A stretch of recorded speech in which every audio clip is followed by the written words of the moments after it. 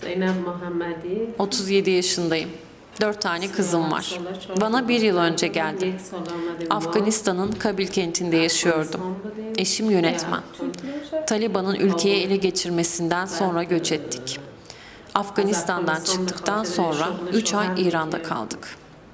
Van'a yeni geldik. Önce İran'ın Tahran kentine, ardından Urmiye kentine gittik. Urmiye'den de kaçak yollarla Çaldıran'a geldik. Geceler boyunca yol yürüdük. Van'a ilk geldiğimizde çok yalnız kaldık. Bütün akrabalarımızdan uzak kaldık. Onları çok özledik. Bize kimlik vermediler.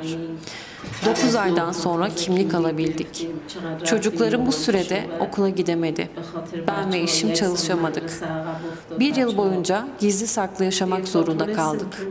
1 yılın sonunda oturum izni alınca hem ev tuttuk, hem çalışmaya başladık, hem de çocuklarım okula gidebildi.